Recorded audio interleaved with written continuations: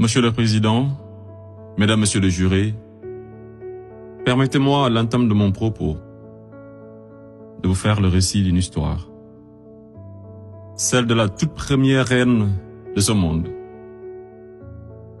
Une reine d'une beauté légendaire, au cœur pur et généreux, à qui la nature avait fait don de richesses inestimables. Ses enfants étaient nombreux, de vrais génies qui firent la découverte des mathématiques, inventèrent l'écriture, l'art, la médecine, l'architecture et tant d'autres sciences qui ont tracé les prémices du futur. Ils vivaient tous libres et épanouis, jusqu'au jour où la malédiction frappa la reine de plein fouet. L'ange de la mort venait de guider une vieille dame venue des contrées lointaines, dévastées par la sécheresse, qui fut pendant très longtemps à la recherche d'une île autrefois appelée Eldorado. Elle parvint enfin à déposer ses valises aux portes de cette île aux multiples trésors cachés, accompagnée de ses enfants les plus assoiffés, puis songea à construire un cheval de Troie qui sera offert en signe d'amitié, et lui fit don également de nombreux présents, parmi lesquels une boîte de Pandore. Le malheur s'empara alors de ce gigantesque royaume, entraînant la chute de sa reine, la mort de certains, et l'exil d'autres des plus valeureux. Ce fut l'effondrement d'une civilisation qui aura duré des décennies, une histoire plagiée et falsifiée. Fin de l'histoire. Monsieur le Président, je mesure combien il est difficile pour un jeune avocat d'Afrique, sans aucune expérience et qui n'a nulle connaissance des affaires géopolitiques, de plaider pour la mère Afrique contre l'une des mafias les plus dangereuses au monde, la France-Afrique. Cependant, quoique trop inférieur à mes adversaires, j'ose espérer que je serai tout de même en mesure de vous exposer clairement les faits, afin que vous n'ignoriez aucune partie de l'objet sur lequel vous êtes appelés à vous prononcer. Je vous prie alors de m'écouter avec bienveillance. Mesdames, Messieurs les jurés, vous n'êtes pas sans savoir que l'Afrique a été réduite à 400 ans d'esclavage, à 250 ans de colonisation.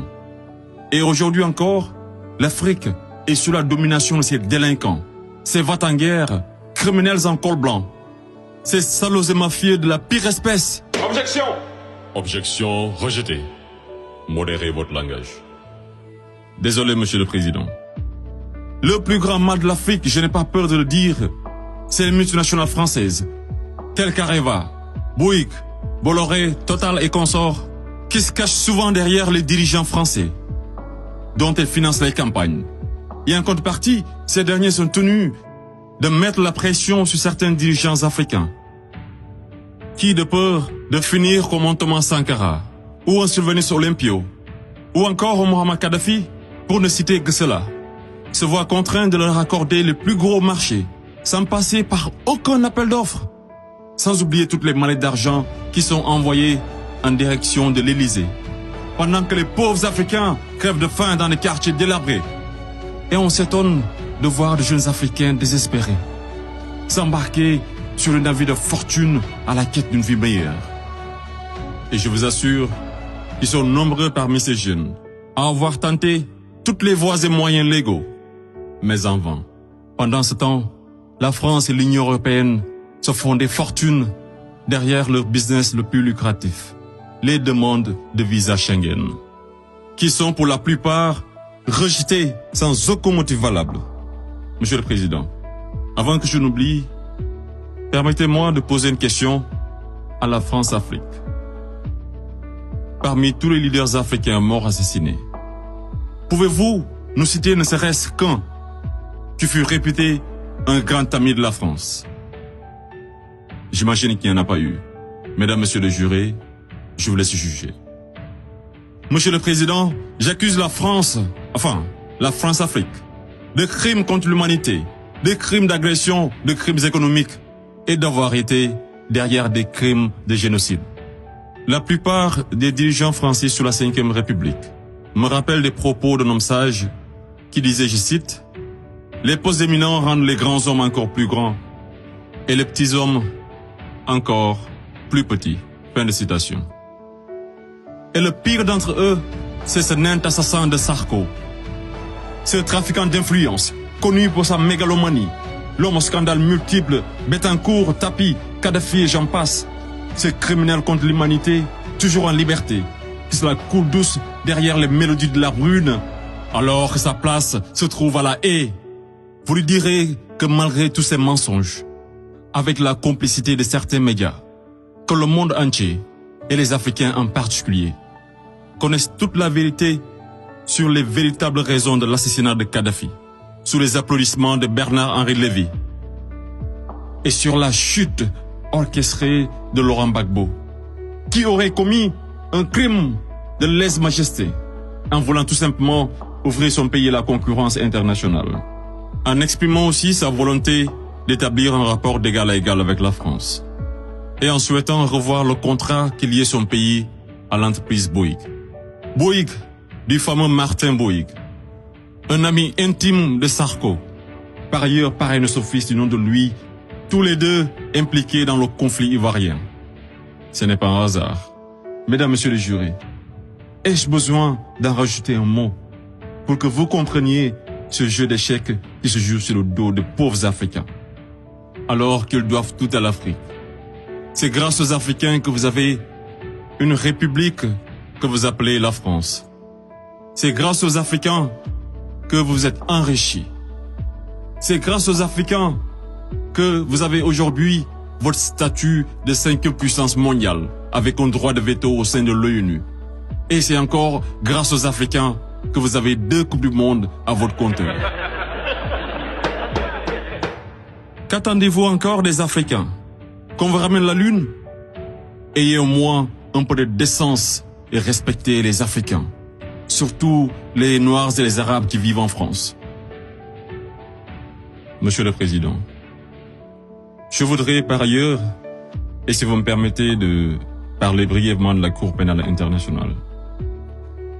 Il est un proverbe qui dit « Dis-moi qui tu fréquentes et je te dirai qui tu es ».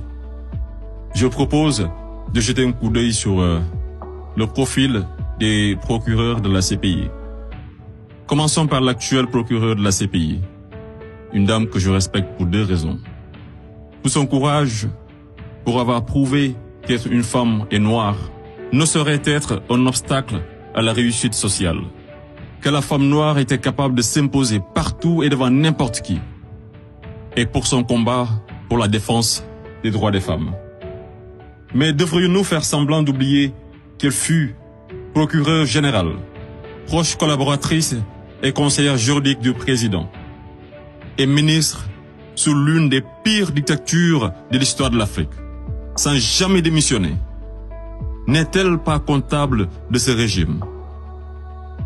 Le premier procureur de la CPI, l'Argentin Luis Moreno Ocampo, une haute personnalité dont le nom est impliqué dans les affaires de viol, de corruption, d'abus de pouvoir. Un procureur de la CPI qui détient avec son épouse des entreprises offshore dans les paradis fiscaux des îles Vierges, de Panama et de Belize. Et c'est le même type qui aujourd'hui offre ses services aux personnalités poursuivies par la CPI afin de les aider à échapper au séjour à la haie, moyennant de grosses sommes d'argent. Et tenez-vous qu'ils sont 123 pays à avoir ratifié le traité de Rome. Et sur 10 enquêtes ouvertes, 9 sont africaines. Je me pose la question à savoir, sommes-nous dans une cour pénale internationale ou africaine? Voilà une cour qui représente pour les Occidentaux un instrument d'oppression et de domination des Africains et de leurs dirigeants. C'est pourquoi l'Afrique a besoin d'une cour pénale africaine, par les Africains, rien que pour les Africains et financée par les Africains.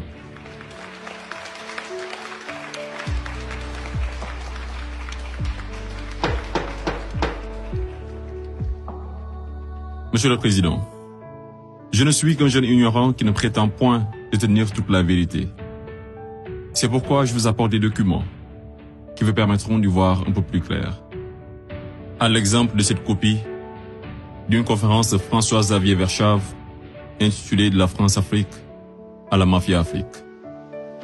Je salue également le courage de ces hommes et femmes de valeur qui osent lever leur voix pour défendre les intérêts de l'Afrique. Je pense au grand Kémy Séba avec l'ONG Urgence panafricaine. Je pense également à notre frère Claudie, à Fatou Diom, au grand Youssou N'Dour, à notre maman Angélique Kidjo et d'autres artistes des plus engagés comme Alpha Blondy et Teken Diafa Koli pour ne citer que cela. Sans oublier toutes ces personnalités qui œuvrent pour la promotion des jeunes et des femmes à l'égard du docteur Anta Sané et bien d'autres femmes de valeur. Monsieur le Président, loin de moi l'idée de proliférer des menaces. Mais si par malheur, la France-Afrique est aujourd'hui acquittée, sachez que la jeunesse africaine l'obligera à quitter. Elle se mobilisera davantage et réunira toutes ses forces vives, hommes et femmes de valeur, sans exception d'âge, intellectuels, sportifs de haut niveau, artistes de renommée internationale et sympathisants de l'Afrique. Et tous mèneront une campagne dévastatrice par tous les moyens pacifiques afin de dégager un par un ces bénéwiwi, présidents marionnettes de la France-Afrique, en faveur de vrais leaders panafricains véridiques qui auront le courage de mettre fin à la domination de cette mafia et qui décideront de la fin de la plus grosse arnaque de l'histoire, le franc CFA.